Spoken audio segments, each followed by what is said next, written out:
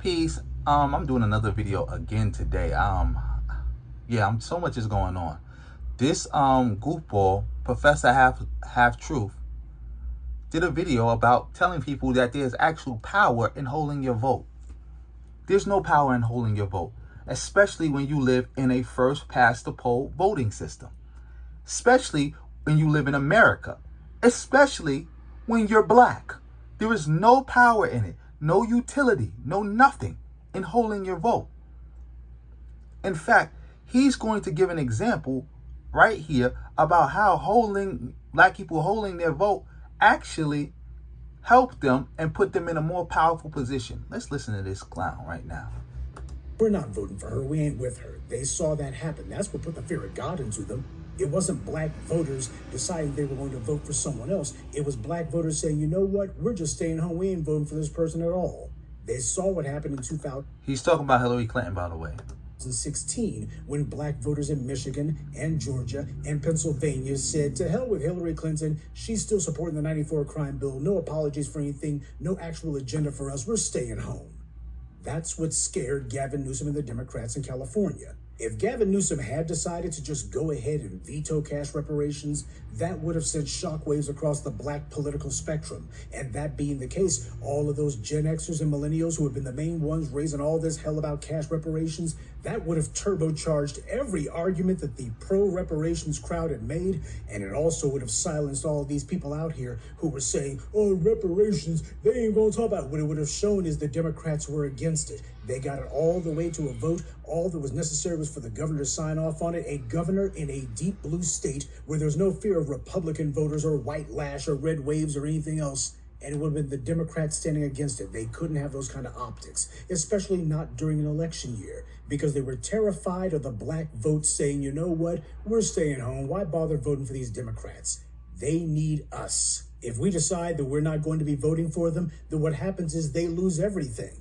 I guess what they're wondering is, when the heck are we going to wake up to that fact? Okay, that's enough of this nonsense. Now, let me address this. One, Gavin Newsom did not tell, as far as I know, he did not tell the California Legislative Black Caucus to kill reparations. First of all, that wasn't even reparations. There was no cash reparations. That was to create a new institution. That's what that was for. And basically open a bank account. So any money that does come could get put in there. There was no cash. That's one. Two, again, Gavin Newsom did not, as far as I know, he didn't tell them to kill it. They killed that on their own. Three, they did actually pass a reparations bill that you're not talking about. A one that was actual reparations, which would give black people who lost their land in California the land back or money. That was actual reparations that actually got sent to him. And guess what he did today? He vetoed it. He vetoed it. I thought you said the Democrats would never do that because, you know, especially him, because it would be bad optics for Kamala. And that would make people say they don't care about the Democrats. And the Democrats need black people to win. Why did he do that? He did that because the opposite is true. The Democrats only need black people to win because black people are part of their equation. They don't, if they take you out the equation, they don't need you. Or you take yourself out the equation, they don't need you. They'll find new voters somewhere else. And that's what Gavin Newsom has been doing this whole time. He's been watching, because that's the thing I don't understand. The average Democrat who's actually a part of the Democratic establishment don't deal with black people on a day-to-day basis. They only know what they've seen from history, they see on social media, and they see from polls. And what they're seeing is that black people are engaging in more Trump support, directly and indirectly. I'm going to get into that a little bit later. But nonetheless, they are engaging in Trump support. So he's looking at it like this, like others are looking at it. If we can't win with black, we're going to go white. And how do you get the white vote? Shitting on black people. Remember, the Democrats used to own the white vote. They lost the white vote only for one reason and one reason only. Because of their support for black people. The Civil Rights Act and their support for black people. That's why you're so important. But if you're going to take yourself out the equation, aka not vote, they got to find new voters somewhere else. And that's what he's doing.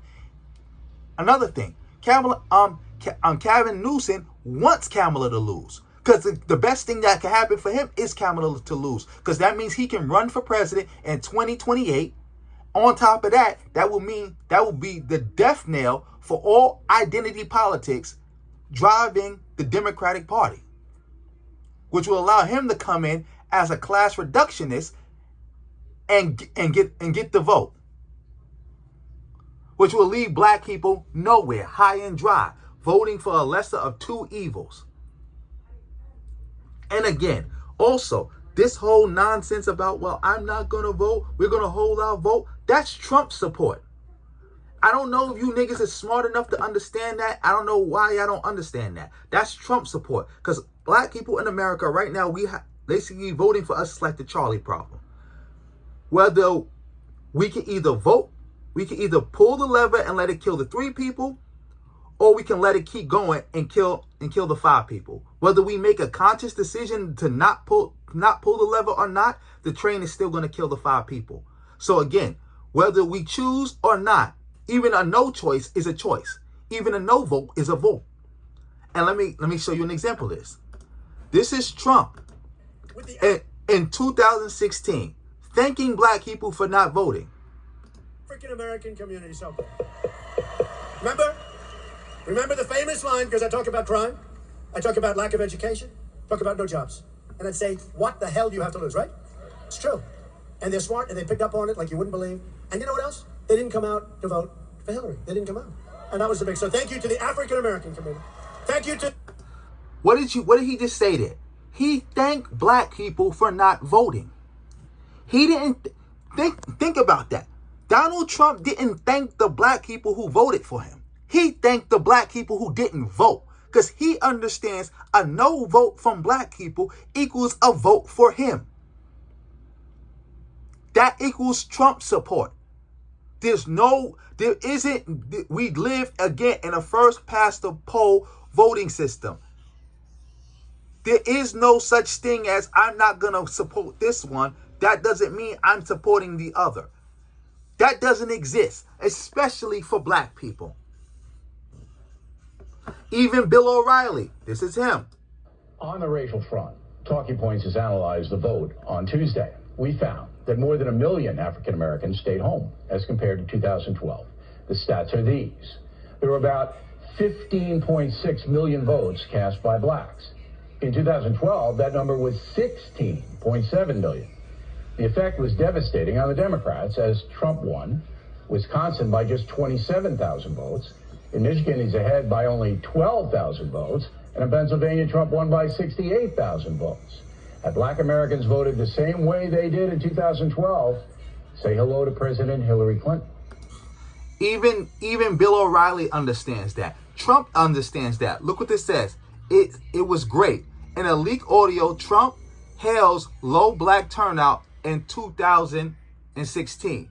Even Donald Trump understands that by black people not voting, that is support for him. That is his key to winning. 99% basically of Republican engagement with the black voter is either A, to suppress you so you can't vote, or to try to convince you not to vote. Remember, like he said, he wasn't trying to convince black people to vote for him. He was just trying to convince them not to vote. Because by not voting, that equals support for him.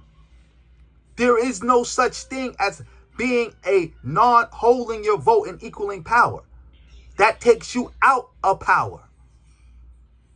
Talking about, the Democrats wouldn't dare have vetoed it themselves because they would make Kamala lose. If they knew for a fact vetoing it would make Kamala lose, he would have put pressure on the Black Caucus to make sure they passed it so he could veto it. So he can run on that in 2028 about how he vetoed reparations and how reparations is not the answer, but policies revolving around class is the answer.